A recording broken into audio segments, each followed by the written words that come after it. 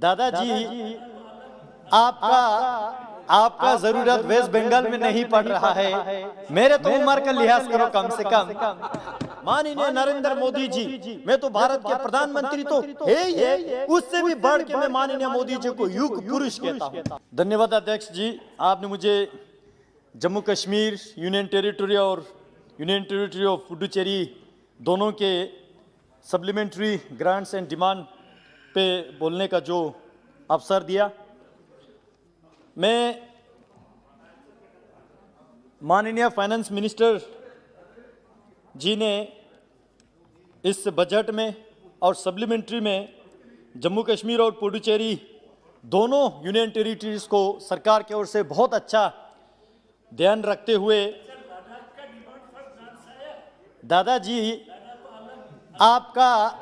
आपका जरूरत वेस्ट बंगाल में नहीं पड़ रहा है। मेरे तो उम्र का लिहाज करो कम से कम। दादाजी, मेरा तो उम्र का लिहाज करो। मुझे तो लगा कि आपका आजकल उपयोग वेस्ट बंगाल में होना चाहिए था, आपको तो यहां भेज दिया। मैं इस सरकार के प्रस्ताव को वेलकम करता हूं और इसके पक्ष में बोलने के लिए खड़ा हूं, क्योंकि इस बजट में सरकार ने दोनों जम्मू कश्मीर और पुडुचेरी को good governance, maximum governance through minimum government, socio economic development of the people, infrastructure development across Jammu and Kashmir, employment, ये सारे महत्वपूर्ण चीज़ों को ध्यान में रखते हुए एक बहुत बढ़िया बजट यहाँ पे प्रस्तुत किया। लेकिन ग्रांट्स पे बोलते बोलते अभी मेरे से पहले माननीय सदस्य ने जो दो बातें यहाँ पे छोड़ा, एक तो फारूक अब्दुल्ला साहब को डिटेंशन के मुद्दे को लेके, मैं एक चीज़ उनको याद दिलाना चाहूँगा। शेख अब्दुल्ला साहब जब इनके सरकार के दौरान 11 साल बंद करके रखा, तब कांग्रेस पार्टी कहां सो के बैठे, सरकार ही नहीं के थे। नरसिम्हा राव जी के सरकार के दौरान भारत के होम मिनिस्टर मुफ्ती मोहम्मद सईद जी के बेटी का जो किडनैप हुआ, तो ये सारा जो है कांग्रेस के शासनकाल में हुआ। तो मैं इसलिए कहना चाहता हूं, लद्दाखी में दादा बोसो ना, लद्दाखी में एक कहावत होता है, दादाजी आप भी सुने, आपको बड़ा मजा आएगा। दादाजी आप बैठ जाइए। दादाजी लद्दाखी में एक कहावत होता है, दादाजी लद्दाखी में एक कहावत होता है, दादाजी प्लीज दादाजी लद्दाखी में एक कहावत होता है। अरे नहीं, आप दादाजी आप प्लीज आप you correct it when you, आप उसको ठीक कर दीजिएगा जब आपका नंबर आएगा। दादाजी प्लीज डोंट डिस्टर्ब, आप सीनियर हमारे मेंबर हैं। लद्दाखी में एक कहावत होता है, लद्दाखी में एक कहावत होता है, रंग लास्तावे मिग्योत्यांग जान लास्तावे मेलोंगोस, सॉरी जान लास्तावे मिग्योत्यांग रंग लास्तावे मेलोंगोस। इसका अर्थ यह है, दूसरों को देखने के लिए आपको भगवान ने आंखें तो दिया है, लेकिन खुद भी दर्पण में देखते रहना चाहिए ताकि अपना चेहरा बार बार आपको याद आए। लेकिन अभी यहाँ पे जिक्र हुआ कि धारा 370 हटने के बाद जम्मू कश्मीर में क्या हुआ क्या नहीं हुआ। मैं इस सदन के माध्यम से अध्यक्ष जी आपकी अनुमति से देश को यह कहना चाहूंगा कि जम्मू कश्मीर में इसी एक साल जो 1.5 साल में धारा 370 हटने के बाद या माननीय मोदी जी इसी शासनकाल में क्या हुआ, बजट इतने सारे यहां से जा रहा है और वो ग्रास रूट तक जा रहा है। पहले की अगर हम तुलना करें, पहले यहां से एक परिवार बजट देते थे और वहां 2 परिवार उसको बांट देते थे, लेकिन आज भारत की संसद में पूरे बजट पे विस्तार से चर्चा होके जा रहा है और ग्राउंड पे इंप्लीमेंट कौन कर रहा है? 2 परिवार नहीं कर रहे, इसलिए कुछ लोगों को तकलीफ हो रहा है। तो ग्राउंड पे कौन इसका इंप्लीमेंट कर रहा है, कौन इसका प्लानिंग कर रहा है, मैं डेटा के साथ आपको कहना चाहता हूं। पंचायती राज इंस्टीट्यूशंस का जो इलेक्शन हुआ उसमें 4103 सरपंच इस इलेक्टेड है आज के डेट में, 28,942 पंच जो है आज के डेट में इलेक्टेड है ग्राउंड पे। उसी तरह ब्लॉक डेवलपमेंट काउंसिल का जो इलेक्शन हुआ जिसमें टोटल 285 ब्लॉक डेवलपमेंट के चेयरपर्सन आज के डेट में इलेक्टेड है। डिस्ट्रिक्ट डेवलपमेंट काउंसिल का इलेक्शन जो है हाल ही में हुआ, जिसमें 285 डिस्ट्रिक्ट डेवलपमेंट काउंसिल जो है वहां पे कॉन्स्टिट्यूट से कुल मिला के ग्रासरूट डेमोक्रेसी में 33,323 यानी 33,323 जो है हमारे इलेक्टेड रिप्रेजेंटेटिव ग्राउंड पे खड़ा है। ये सारा बजट जो है उनके माध्यम से ग्राउंड पे जा रहा है। इसलिए जो है दो परिवार के लोगों को तकलीफ हो रहा है, दिल्ली के एक परिवार को तकलीफ हो रहा है। और ये सारे ग्रास रूट डेमोक्रेसी को इलेक्ट करने में 33% वुमेन रिजर्वेशन का पूरा ख्याल रखा माननीय मोदी जी के शासनकाल में। ये जो है, और ये इलेक्शन में मैं जरूर कहना चाहूंगा, ये इलेक्शन में एक भी जो है गोली नहीं चली, एक व्यक्ति का भी जाने नहीं गए। तो इससे बढ़िया सुशासन, इससे बढ़िया पीस इन्वायरमेंट कश्मीर में और हम क्या एक्सपेक्ट कर सकते हैं। अध्यक्ष जी, केवल चुनाव हो की मूर्ति की तरह इलेक्टेड रिप्रेजेंटेटिव को खड़ा नहीं रखा, उनके सिक्योरिटी को ध्यान में रखते हुए 80 करोड़ का प्रोविजन रखा। उनके ऑफिसेस बने, उनको पावर मिले, वो काम करे। इसलिए उनके ऑफिसेस बनाने के लिए जो है पंचायती राज इंस्टीट्यूशंस और अर्बन लोकल बॉडीज के इंफ्रास्ट्रक्चर डेवलपमेंट के लिए 1,313 करोड़ के जो है बजट लग रहा है। बीडीसीज के उनके जो डेवलपमेंट फंड के लिए 71.25 जो है 285 बीडीसीज के जो डेवलपमेंट फंड में पैसा लग रहा है, यानी कि पर बीडीसी जो है 25 लाख रुपया अपने एरिया में, ब्लॉक में वो खर्च करके डेवलपमेंट करने जा रहे हैं। उसी तरह 30 करोड़ जो है डिस्ट्रिक्ट डेवलपमेंट काउंसिल और ब्लॉक डेवलपमेंट काउंसिल के ऑफिस एस्टेब्लिशमेंट करने के लिए जो लग रहा है। उसी तरह डिस्ट्रिक्ट डेवलपमेंट काउंसिल को एम्पावर करते हुए 200 करोड़ का बजट, यानी कि एक डिस्ट्रिक्ट डेवलपमेंट काउंसिल पे 10 करोड़ का जो है डेवलपमेंट फंड जो है यहां से जा रहा है। तो इससे बढ़िया जो है grass root democracy Modi ji के शासन में हमने इससे पहले इतिहास में कभी देखा है क्या? ये हमें एक बार फिर से मैं याद दिलाना चाहूंगा, जो 70 साल जिन्होंने राज किया, एक बार दर्पण में उनको देखना चाहिए। उसी तरह जम्मू कश्मीर जो है, इससे पहले जितने भी रिपोर्ट्स आते थे हम न्यूज़पेपर में पढ़ते थे। मैं जम्मू में खुद पढ़ा हूं, जब भी वहां के जो लोकल न्यूज़पेपर में या नेशनल न्यूज़पेपर में हम पढ़ते हैं, पहले हम जम्मू कश्मीर में हिस्सा होते थे, तो हमें बहुत दुख होता था कि हमारा स्टेट जो है करप्टेड स्टेट नंबर 1 पे आ रहा है, कभी 2 पे आ रहा है, 3 से नीचे तो जा ही नहीं रहा है। लेकिन आज क्यों ये सारा क्यों हो रहा था? जम्मू कश्मीर करप्टेड स्टेट इसलिए रिकॉर्ड में बार बार आ रहा था, वहां पे एंटी करप्शन एजेंसीज का जुरिस्डिक्शन ही नहीं लगते थे। वहां पे जो कैग का, सीबीआई का, वहां पे एंटी करप्शन ब्यूरो का कोई जुरिस्डिक्शन नहीं लगता था। लेकिन 370 हटने के बाद जितने भी सेंट्रल लॉस वहां पे लागू हुआ, साथ ही साथ कैग जैसे, सीबीआई जैसे और सेंट्रल के राइट टू इंफॉर्मेशन जो आरटीआई जैसे एक्ट वहां पे लागू हुआ, तब जाके वहां पे करप्शन जो है अभी खत्म होने के जो स्टेज पे चल रहा है। उसी तरह सोशल प्रॉस्पेरिटी जम्मू कश्मीर में कितना इस मोदी सरकार ने वहां पे सोशल प्रॉस्पेरिटी लाया, और खासकर यहां डॉक्टर श्यामा प्रसाद मुखर्जी के जो जिक्र किया और गलत इंफॉर्मेशन देने के जो प्रयत्न किया। डॉक्टर श्यामा प्रसाद मुखर्जी 370 के पक्ष में कभी नहीं थे।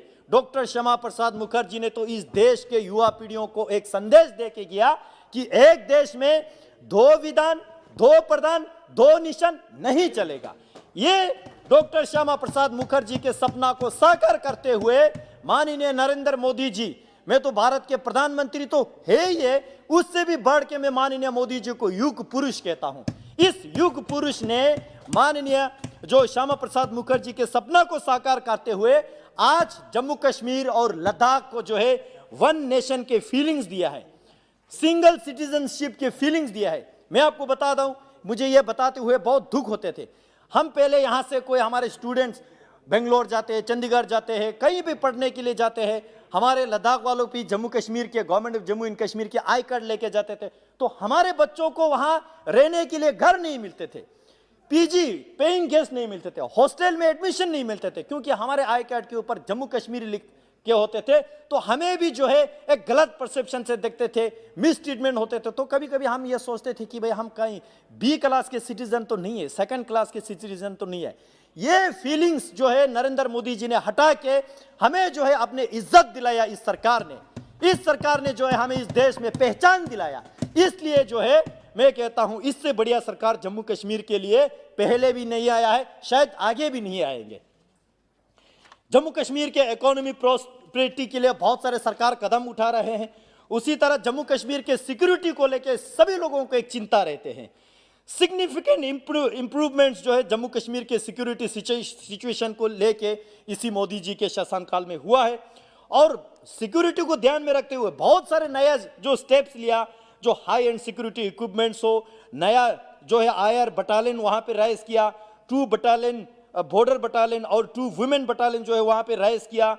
एसपीओस के जो है उनका जो रिन्यूमरेशन पहले 3000 6000 बहुत कम मिलते थे, उसको 18000 पर मंथ जो है बनाया। उसी तरह जो वहां पे कोई हमारे सिपाही जम्मू कश्मीर पुलिस के कोई वहां शहीद होते थे, उनको एक्स ग्रेशिया मिलते थे, करीब पर पर्सन जो है 5 लाख ही मिलते थे, वो 12 लाख तक ले गया।